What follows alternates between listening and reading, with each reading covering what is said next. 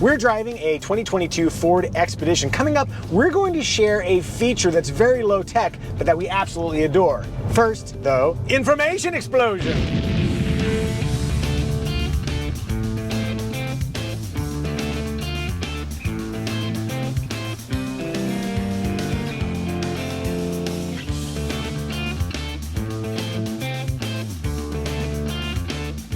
The Ford Expedition is a full-size 3-row SUV with seating for up to 8, or in our case 7. Let's begin with interior. There's a lot to like here. Whatever this material is that is not shining black plastic, hooray, it obscures fingerprints and dust pretty well, and I haven't seen it a billion times, which is awesome.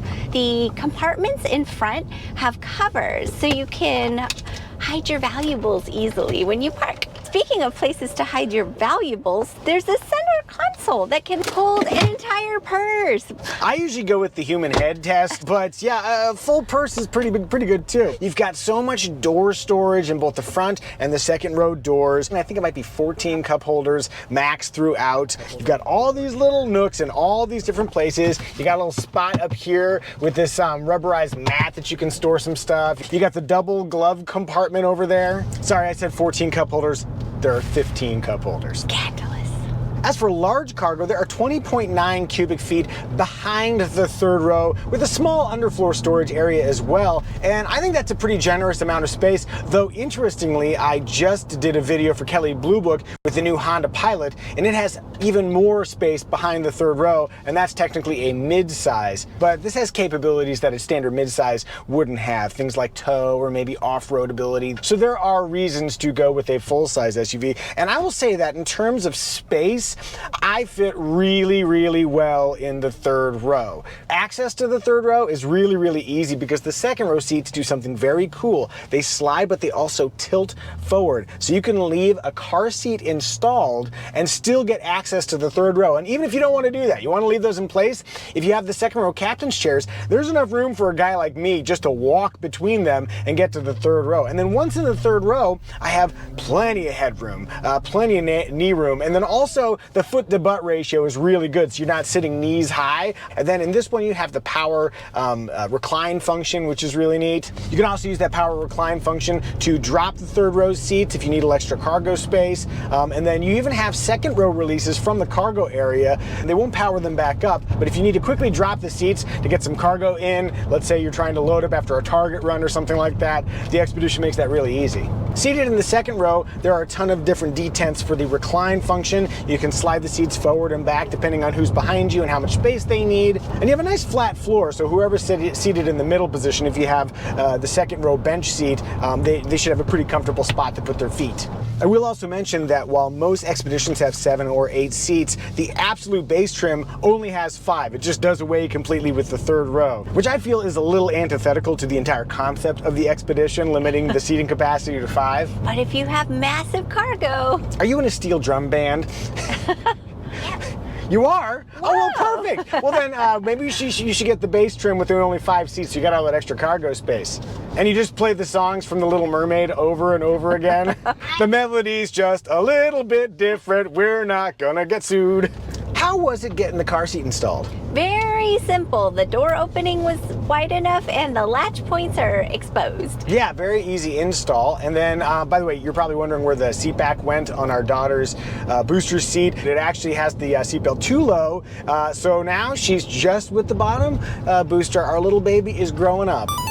Hey kiddo, before you grow any taller real quick, how easy or hard was it to get into this Expedition? It was pretty easy, but I think I'm getting too tall. You're getting too tall? Oh yeah, look, you're just too tall to get in the car here. What made it easy to get into the car? It was probably the sweetie step for the sweeties.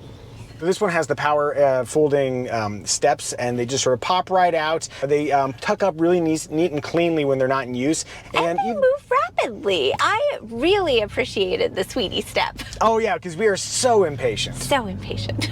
As for safety, the NHTSA has rated this 5 stars overall. I could not find a rating for the IIHS, but I do know that there is a robust active safety suite on all Ford Expeditions. Things like lane keeping assist, automatic emergency braking, blind spot warning, a little readout in the gauge cluster that lets you know which seatbelts are being used, full speed adaptive cruise control, and Ford's MyKey system. So let's say you have a teenage driver and you're going to send them out into the world. You can keep them going below a certain speed, lock out certain volume amounts so they can't listen to music too loud, and you can't turn off the stability control, that kind of stuff. As parents who will eventually have a teenager, that makes us feel great.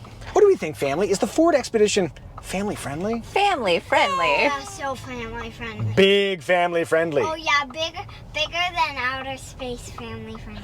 That might be overdoing it a little bit, but I love your passion. Rear window test. All the way down! Ah!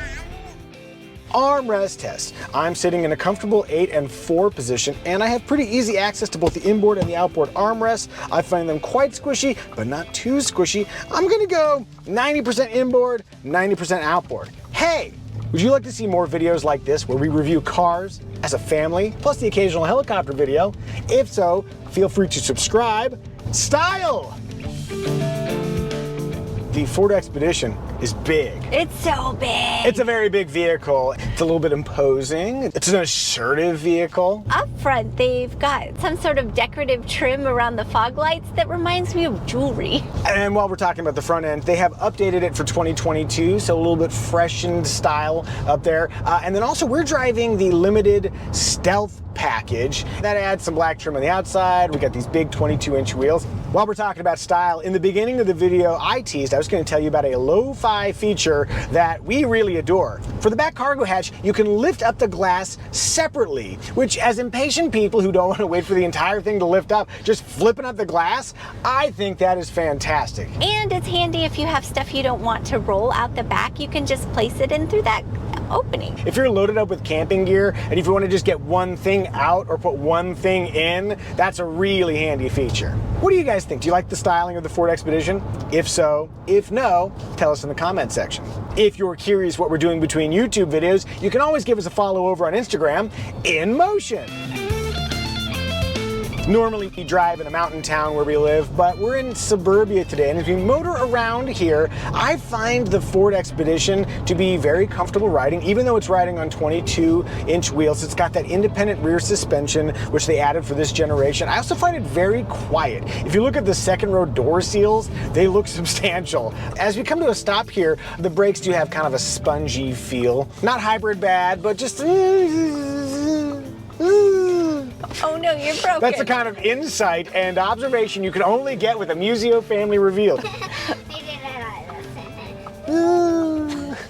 Countering the insight to that annoying noise I made, the turning circle to me seems pretty good. Look how tight this is for how big this vehicle is. Dang. That was a very easy turning circle.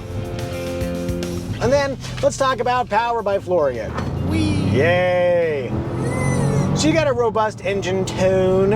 Of course, the real test is how does acceleration feel when it's fully loaded, and we don't have that many friends. But I assume it's pretty good. As I'm accelerating here, you can hear the little changes in engine revs, but you don't really feel a big change in pull between those gear changes. So even though you've got 10 ratios, it's just kind of a good steady pull. The steering feel is much more akin to what you find in a pickup truck, and that's totally fine for the category. All right, that's what I think, but what does Sweetie think? Evie's driving. I gotta know, how do you find visibility? This is all pillar, baby. I can't see anything. One thing I really like is those third row headrests are in my way right now. All I have to do is push a button right here. Bam, they're out of my way. How easy was it for you to get a good driving position? There is a lot of flexibility with how the seat moves and the fact that the pedals adjust and come back toward my foot, so I don't have to be right on the steering wheel. That's one of the features that's in the F-150 that I'm really glad is available here in the Expedition. How does the steering feel? Do you feel like you have to muscle it? It's really light and manageable. And now floor it. Whee! Do you feel like there's enough power here? Yes, that's plenty of power for me. I don't want this thing going any faster. You tend to favor smaller vehicles. This is a very big vehicle, a full-size SUV. How are you finding driving? Overall, I don't want to do this every day, but it's fine for the video. You doing okay, sweetie? I'll be okay. Am I done? Yeah, we're done. Yay! Sweetie's done. In total, I really like driving the Ford Expedition. It drives like a big SUV, but in a very pleasant way. Let me very quickly take a moment to thank everyone who supports us in all the different ways, whether that's a comment or hitting the like button, using the thanks button down below, and I've seen some of you guys have, or even supporting us on Patreon. However you support us, if you do choose to support us, we thank you. Thank you. Thank you. Moving onward to emotion factor. What's the emotion factor here? Getting done. Yeah, Sensei's in the house. It's true. We are getting stuff done because we have a lot of flexibility to do so. We've got the size, we've got the seats, we've got the power, and I think you're right. We've got the compartments. We've got the compartments. We've got the cup holders. And you can tow if you want. You can go off-road if you want. Also, the emotion factor varies depending on which trim you get. So if you get the base trim, it's a little bit more about getting the job done. Go with something like the Timberline, then maybe you're going to go have some adventures off-road. You've got a King Ranch and a Platinum trim, which are both quite indulgent. There's a lot of ways that you can kind of tweak the emotion factor with the Ford Expedition. What do you guys think? Is there an emotion factor here? If you're feeling emotionally drawn to buy a Ford Expedition of your very own, I'm guessing you're going to need to sell your current car first. Let Kelley Blue Book, the pricing leader for more than 90 years, be your guide. There is a link in the description below to figure out what you should pay for your next car and how much your current car is worth. Let's move forward to remarks.